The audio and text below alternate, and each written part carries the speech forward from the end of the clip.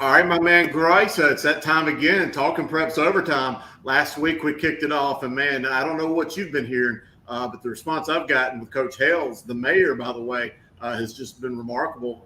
So, man, I thought we'd do it again. It's been amazing, and I think, something that we all wanted to do here, I even think I underestimated how great it would be, one, for the coach. I felt like Coach Hales was beaming when he kind of went down memory lane and really enjoyed the conversation. And I thought the general public, got to know Coach Brian Hales kind of beyond just what you see on Friday nights. And I thought it was a great addition. And, I think we continue to take it to the next level every week. And I don't think that's anything different with our guests this week. Well, last week I thought that I picked the mayor of CMS coaches. Well, this week's going to be one of the mayors of the state, period. And again, it's another coach that I've been really fortunate to be good friends with over the years, Coach Jeff Craddock at Tarboro. Can you believe he's won 6 state championships? And, hey, there he is, Coach. Hey, welcome to the program. Hey, thanks for having me on this hot Sunday.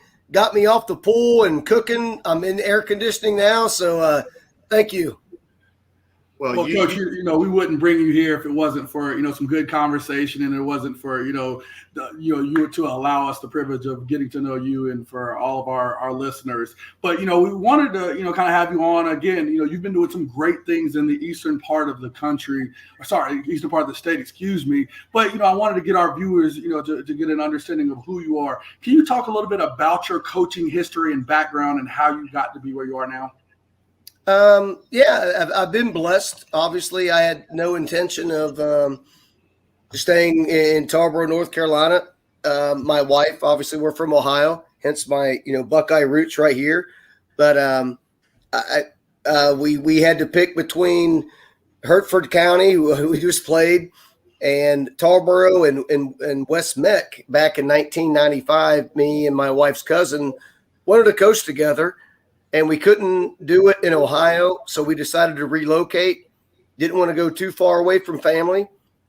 Didn't want to go to Florida or Georgia. And so we just kind of looked at the map and said, well, North Carolina's, they got good weather, and that's a great state. And we just kind of picked the state of North Carolina to move to. And I never wanted to be a head coach at all. He was the head coach, and I was going to be the defense coordinator. So we ended up, I'm trying to make this as, short as I can, but we ended up calling the North Carolina High School Athletic Association back in 95. And there was 3 schools that needed a PE teacher and a history teacher. I was a history teacher at that time. And those 3 schools hit the bill. And when we came to Tarboro, I just loved it. And we got hired. And so we moved.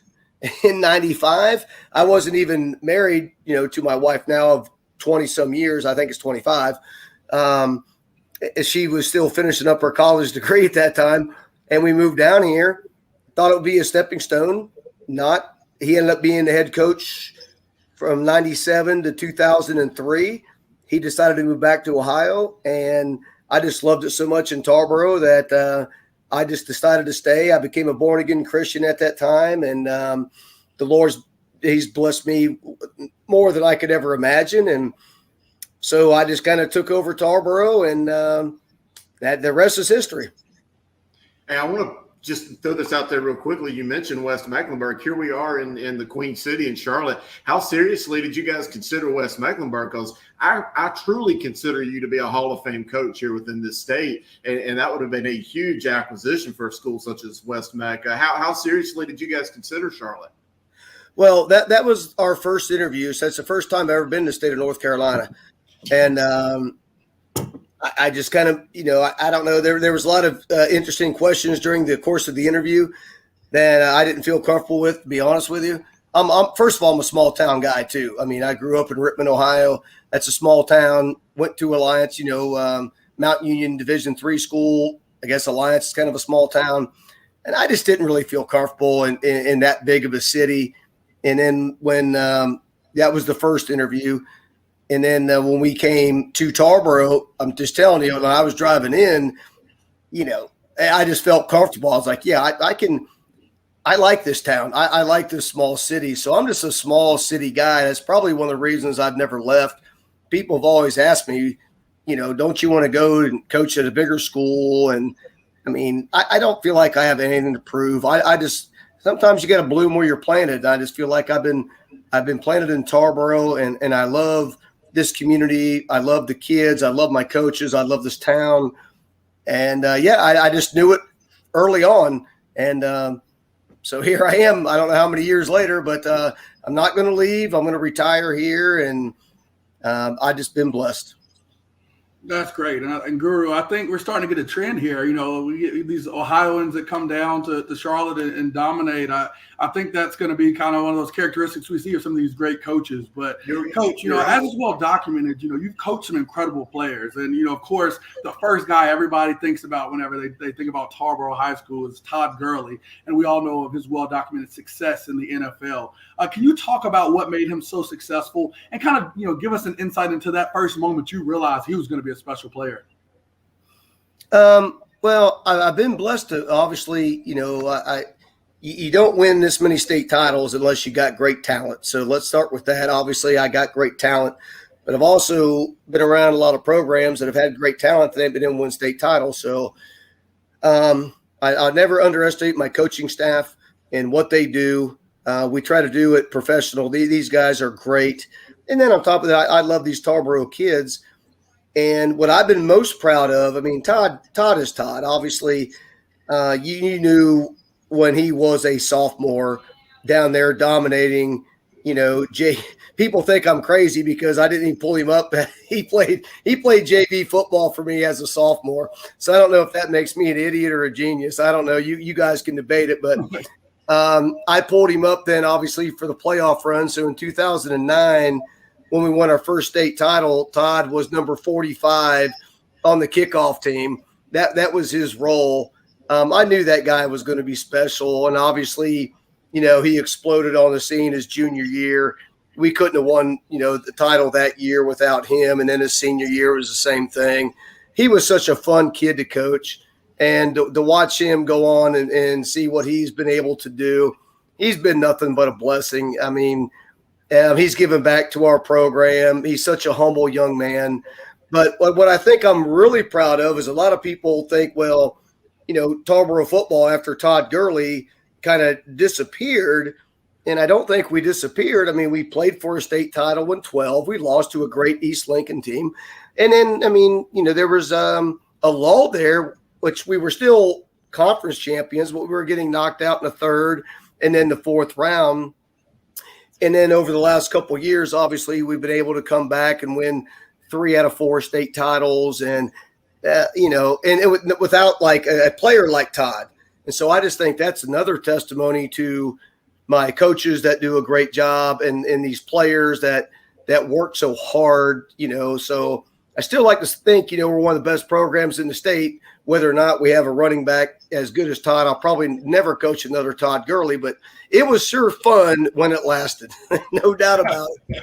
I bet so. Hey, Coach, we've known each other a long time, and one of our mutual friends, Coach Paul Hoggard, who not only has been a good playoff rival of yours in the 1A ranks, but also, you know, he was at Richmond County. He's won big 4A state championships, and he tells me that there's no question in his mind that the talent that you guys have at a Tarboro is on the same scale as a 4A. You guys may lack numbers, but I want to ask it to you in this way. I only bring up that to frame this question. You mentioned the small town of Tarboro, and I've been to it 100 times. I mean, it certainly is a small town with a little bit of a big feel, but it's a small town.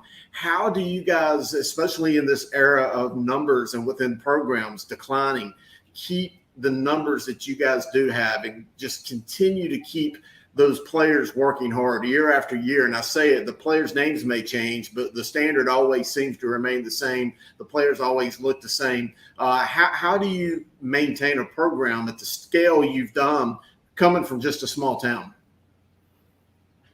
I think it's all about expectations. And first of all, Coach Hogger is one of the best coaches I've ever coached against. That Edenton program is loaded with talent as well, and those guys do a great job. And you know, I hope that they're up to 2A now, and I'm glad they're up to 2A. And hope they win a 2A state title. Not you know, don't want to offend any other coach out there, but We got to lock horns for 4 years. I've learned a lot from him, just studying him, and the great job that he does and the staff does has made me a better coach getting ready for them. But, at Tarboro, we are who we are. And, we graduate usually 20 seniors every year. But what we always talk about is, you're going to be remembered for what you did your senior year. And, this year's no different. I mean, okay, so we got 26 kids on the varsity. We're used to carrying 41, 42. We're used to being deep as we can. And there was a question, my son Clay was back at the game Friday, and I actually had to turn around and ask the sideline. I'm like, are there any other varsity DBs on this sideline that I don't know? And nobody raised their hand because we were getting so injured and so depleted. And I'm like, okay, is there any JV players that are on the sideline that play DB? Because we pulled 5 JV kids up. So our JV kids aren't playing right now because of COVID quarantine, but these kids weren't in the quarantine, obviously. And the kid raised his hand, and I said, "Welcome to the show, young man. Get out there and play corner." And he went out there, and I mean, he was fine. But I just really believe kids in this generation, this is the bar. This is what you are expected to meet, and there's no excuse for not meeting it. And I think when you have that level of expectation and you model that level of expectation, I think 13, 14, 15, 16, 17-year-old kids, they want something like that. They want to, I'm gonna work as hard as I can, to be as good as I can. And, this year's no exception for Tarboro. I mean, everybody's, I think, in the same kind of situation. Numbers are down and everybody's kind of young, and people have lost people because ineligibility and non-accountability, and we're all trying to establish no, I mean, we're back to normal. So this is what you have to do. And that's just what I try to model and represent for our community is the expectation never changes at Tarboro. We may not get there every year. We may not win it every year. It's very tough to do. And people sometimes don't understand that. It's hard. I mean, there's a reason you don't have a team in any division that's won 5 or 6 or 7 or 8 state championships in a row.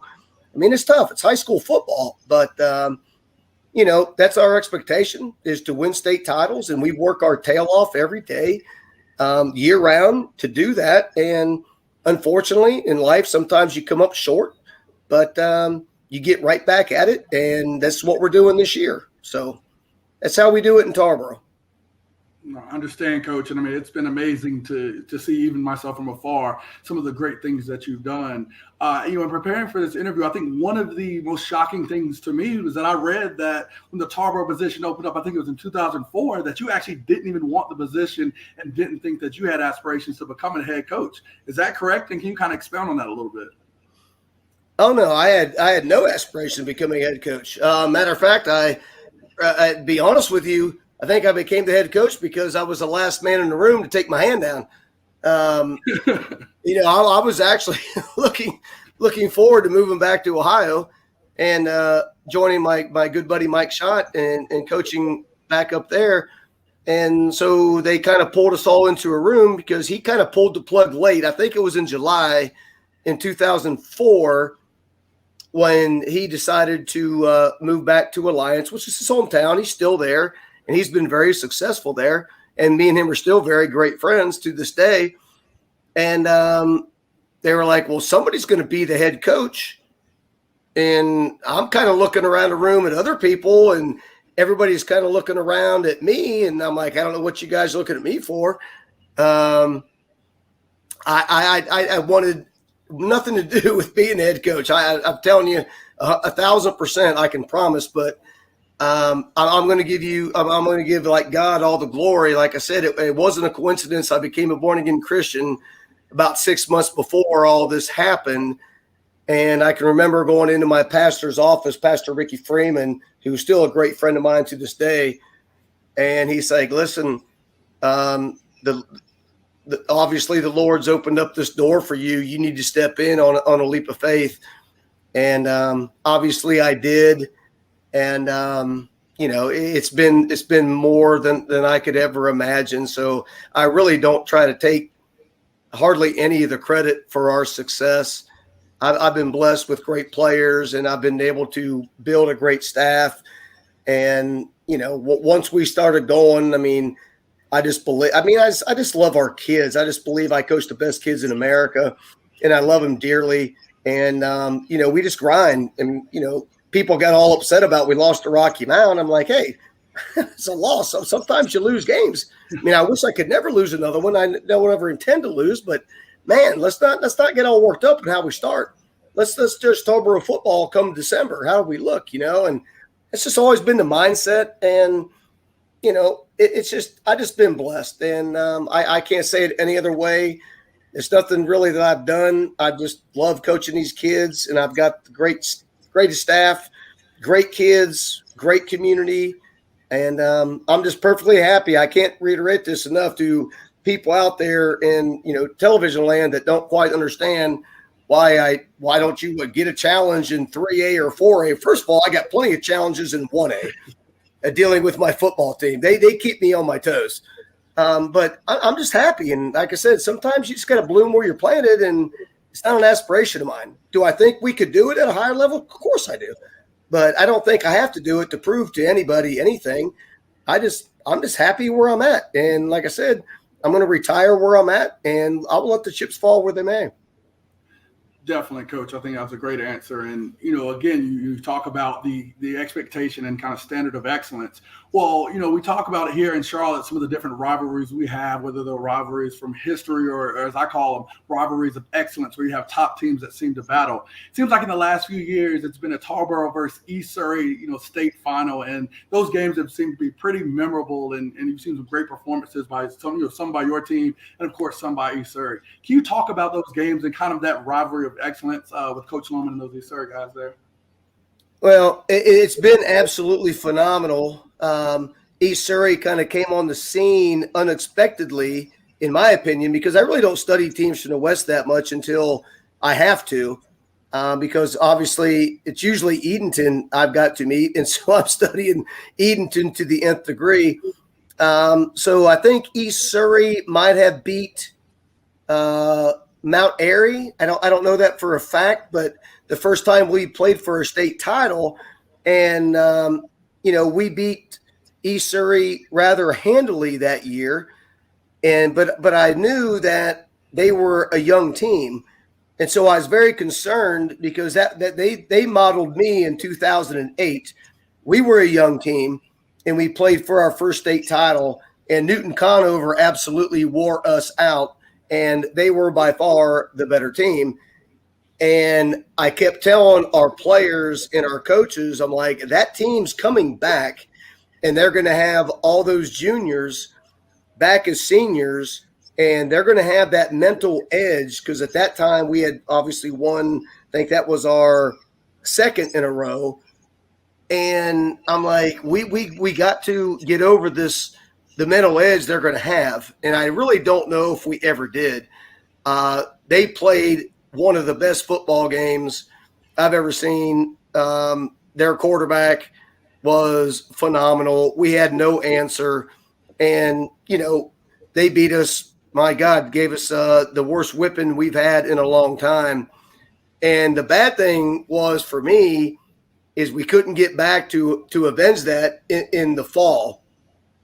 So that loss sat with me and my players for a long time. And to be able to at least get there in the spring and, once again, play East Surry for the third time, which if my facts are right, that's only the second time in the history of North Carolina that, 3 years in a row in any division, the same team played for the state title.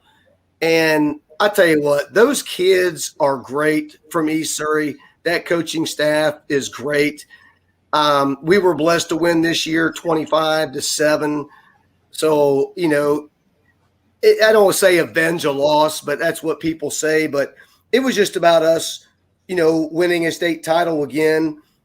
But there's nothing, I can promise you this, Coach Lohman and that coaching staff and that football team at East Surry, I wish them nothing but the best because they are so well coached and they play so hard. And it is a tough team to beat. And for us to be able to do it 2 out of 3 years in the state title, I think that's impressive on our end. And like I said, nothing but class from East Surry. From that whole part, we played Mount Airy. I know they're kind of like, I think they were supposed to play this weekend and it got canceled or whatever. But like that whole section of the state, man, great players, great kids, great programs. And it's been an honor for us to be able to play against them. And sometimes you win, sometimes you lose. You can't win them all. And I've been blessed to win 2 out of 3. And I told Coach Lohman after the game, I'm glad you're going up to 2A. I've had enough of East Surry. So that's no go. Go do what you need to do up there. I'm just going to stay down in 1A. But nothing but respect for that program for sure. Definitely. And I think, from the neutral standpoint, I think we're going to miss those battles. But I can, as a coach, I can, understand why you don't want to see them and are happy to see them go off to a higher classification. But, Coach, one of my favorite questions, I guess, to ask you more seasoned guys, and I get to ask Guru this all the time, is, what moment was it for you that you realized that you'd been doing this thing for a while? You've been coaching for a long time now. So, where are those moments or what are those situations? Is it the music the kids are listening to or some of the dances or something like that? Can you give us a story that lets us know you're like, hey, I'm really an old guy out here? Well, I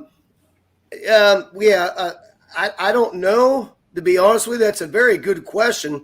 I feel like I'm developing into the old guy for a while, and I really don't feel that old. I mean, I'm 51, but my God, I guess I can retire in 3 years. If I wouldn't have wasted 2 years in Ohio, my God, I could retire soon. But I'll be honest, it's just, after you've been doing it for a while and, you run into the same problems, and I always tell my kids, listen, you're doing nothing new to me that I haven't seen. The only thing that changes is the face sitting in my office.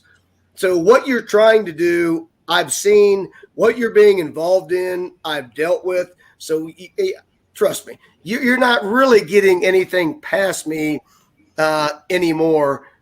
So when that happened, I'll be honest, I don't know. But I know it happened. And it was funny. When I listened to our game in the state championship game, when we beat East Surry this year, and the announcer said, "Yeah, and the coaching legend." I'm like, "Coaching legend? Who the hell are you talking about?" And I'm like, I don't feel like I've been doing it this long. I'm sure I will be referred to as a legend. I think I got some years left, but I'll be honest. I don't know when it happened, but I will say this, and this is a great story because I'm a huge AC/DC fan. I have been since I've been like 10. And, of course, when our boys in the weight room, I just play them AC/DC because it's clean. Of course, most of them wearing headphones or whatever. Well, our pregame against Bertie, against Hertford County, in our locker room, one of my boys came up. He's like, "Coach," he's like, "What's that? What's the name of that song that you hear? It's a TNT." I'm like, "TNT?" I said, "That's Bon Scott. That's AC/DC, bud." I said, he's like, "Okay, so I can just put in TNT?" And I said, "Yeah." So I'm telling you, in our locker room, TNT was pumping, and my boys were loving every minute of it. And I just realized that if I could take a quick shot of this and send this to my boys that I grew up with in Rittman, they wouldn't believe it. So I've tried to shed them a little bit. I listen to their music. I give them a little of my music, and it's a great blend. Well, I tell you what, we have a good time. We love each other, and we just have a good time. We really do. Hey, Jeff, that's awesome. Hey, you mentioned that the players' faces have changed, sitting across from you at the desk over the past 25 or so years. But how have you been able to maintain this same standard of excellence and kind of continuing on to run the program you do with the changing of administrations within your whole school? Because I'm certain that you probably had different principals at different times. How does that continue to go? Because sometimes, the coach administrator relationship, it's different than the coach player. So how have you kind of been able to balance that? We never make excuses, and I never make excuses. So I'm not trying funny. I think I've maybe been under 10 principals in my time at Tarboro High School. I've had change of guards as superintendents. And I just tell our kids, it doesn't matter that we're not, the standard is set. We're going to overcome any barriers that we have. I think the easiest thing to do in life is make excuses. And I'm not an excuse maker. I'm a problem solver.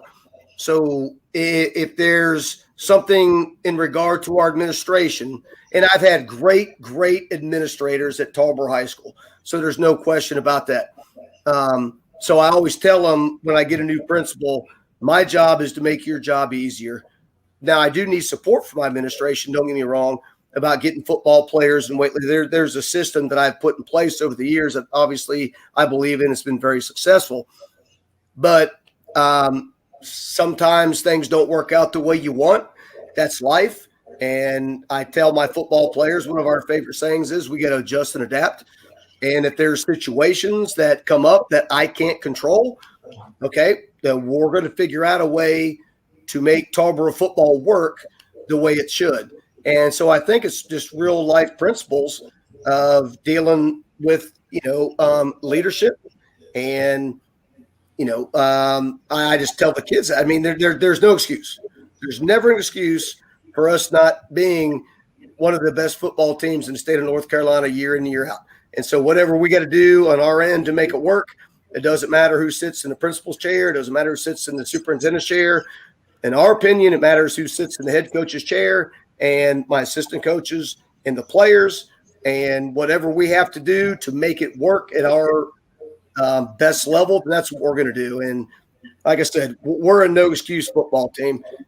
Like I said, last Friday night, we had freshmen running down, on the kickoff team because we had nobody else left, but there was still no excuse.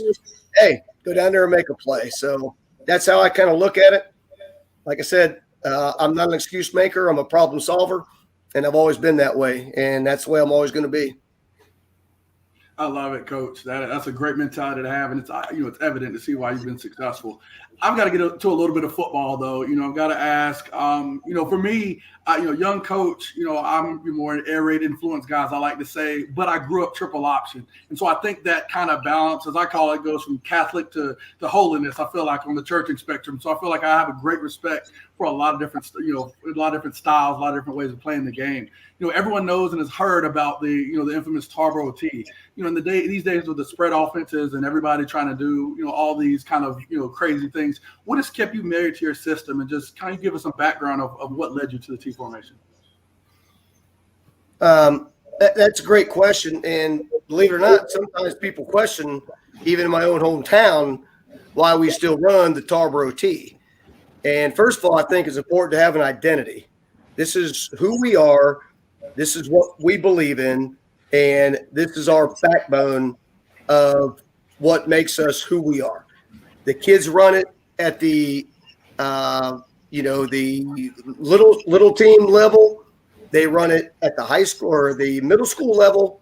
They run it at the JV level. They run it obviously at the high school level. So I've got coaches who basically now, I guess this could answer your question.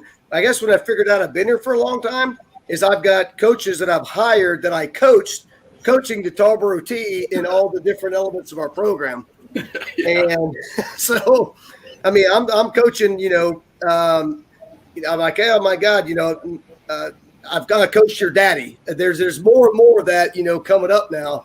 So I guess really there's the answer to your question, but it is ingrained in our fiber that this is what we do. What people fail to understand is, let's say I make a change next year. Listen, we're not going to run the T anymore. We're going to run the spread. okay, I got to coach my middle school coaches to run the system. I got to coach my JV coaches to run the system. I got to go down to my rec league and try to teach them to run the system. That's all in place. That's what we're known for. That's our identity. And people go nuts. Oh, my God, you lose a football game, you should be running the spread. Really? First of all, I don't know how to run the spread. So you're asking me to do something I don't even know how to do. And then you're asking me to coach my other coaches to do something I don't know how to do. Is it the new thing? I guess. But here's the way I look at it. Everybody runs the spread, right? Well, guess what? You got 1 week to prepare for Tarboro, and here comes this double tight T, misdirection, power offense that you ain't practiced against ever. You ain't seen ever. You got 3 days to get ready for this. I'll be honest. I think it makes our team better. I wish more teams would run the spread. I don't mind defending the spread in our defense, but I think more teams have a tougher time if they're practicing against the spread all week. And all of a sudden now here comes Tarboro in this double tight T. You got to man up a little bit, Not that teams don't man up. They do, but it's just different. I think it's easier for my defense all summer long to go up against our double tight T. And then, when we start playing spread teams, we have our adjustments. I think that's easier than playing against spread teams all year. And all of a sudden you got 3 days. Here comes this misdirection double tight T with the spread the speed that we have. So I'll be honest. I think the older our T gets, I think the better it gets. I think it helps us. That's my opinion. You won't see. Now, here's what people don't believe. We actually have a spread package. We just don't hardly run it. We practice it all the time. We're not very good at it, but we do practice it as a just in case. Coach, I agree with you 100%. And I think it's funny now, being, especially we had a team in our conference, Lake Norman, who runs the triple.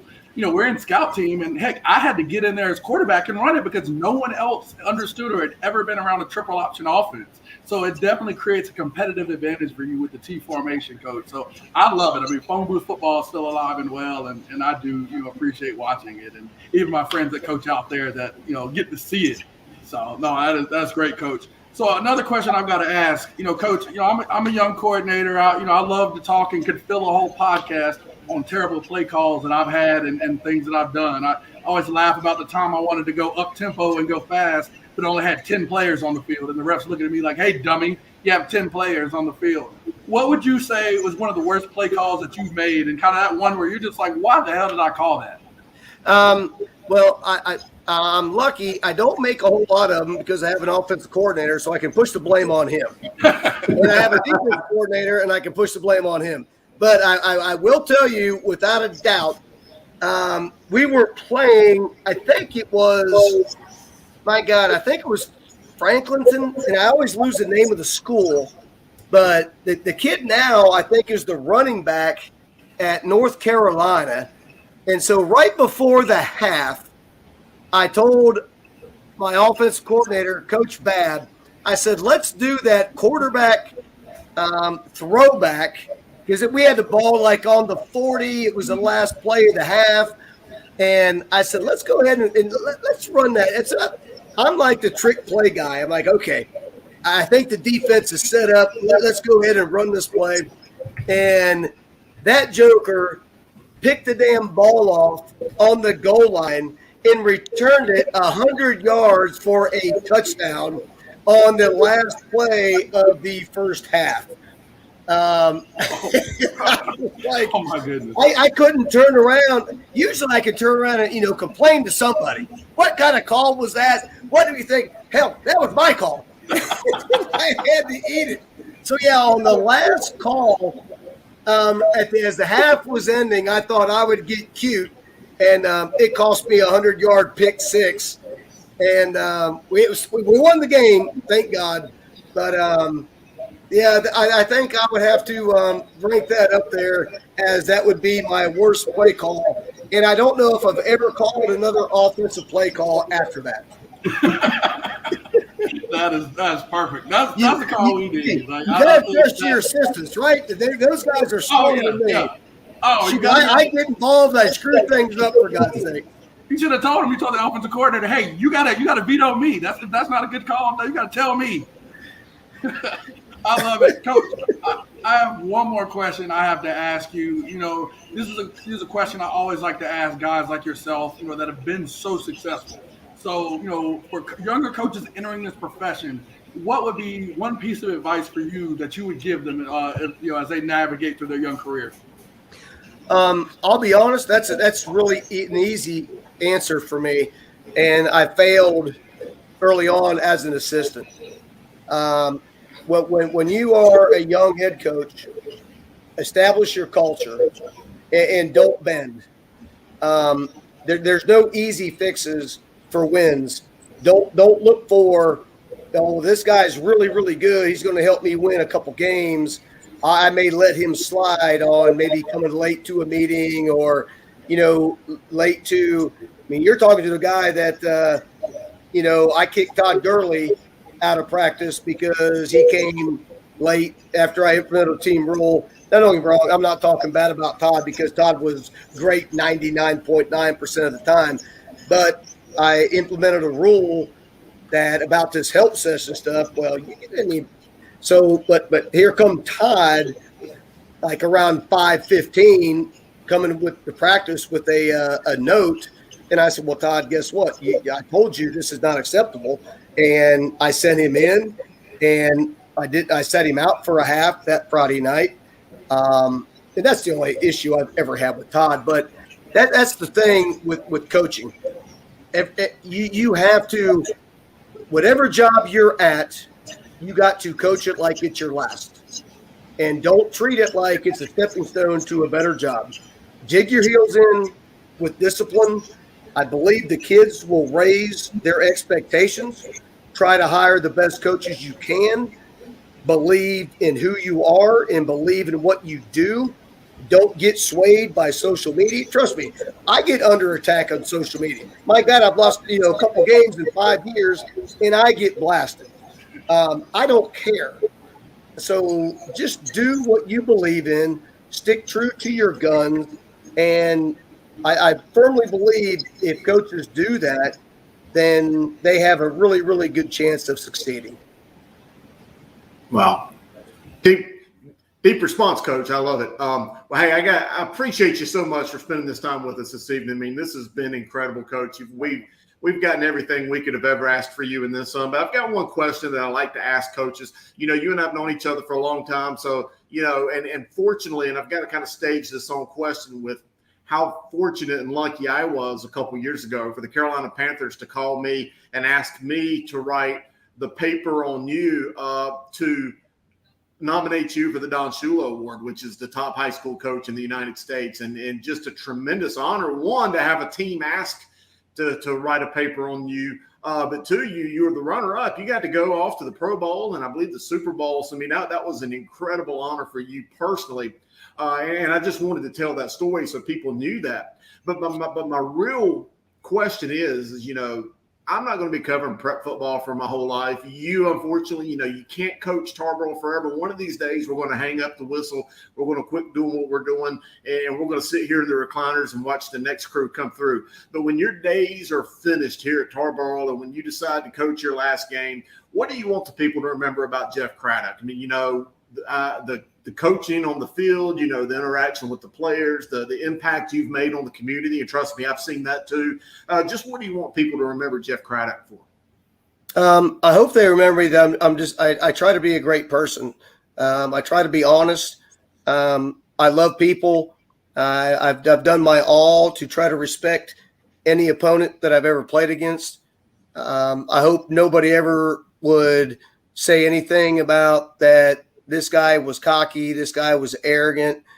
I try to be the opposite of all that. I hope that people would know me, I guess, my inner circle, that I'm a great husband, that I've been a great dad. I have 4 beautiful children. If they don't like what I did as a football head coach, that really doesn't bother me. I hope they see me as like I said, a good Christian man who stood by his principles, tried to do things the right way. Of course, I fail. I slip like everybody else, but I really want the people just to know the man that I am, that I try to be more than the football coach. That means more to me than anything. So I guess if we have to wrap this up with that, I just hope when people say, well, what do you think about Coach Craddock? If you ever met him, I hope they would say, you know what? Yeah, I coached against him or I coached with him. He's a great coach, but he's a really, really better man than he is a coach. That would mean more to me than coaching ability. Because once again, coaching ability has to be matched with assistant coaches and players, and that's what I would hope they would say. Coach, you've been phenomenal. We appreciate you joining Coach Grice and myself here talking Preps Overtime. I appreciate your time, and man, this has been great. Thank you. Thank you. Yep. I tell you what, guys, I couldn't thank you enough. It's been fantastic, and thank you so much. I appreciate it.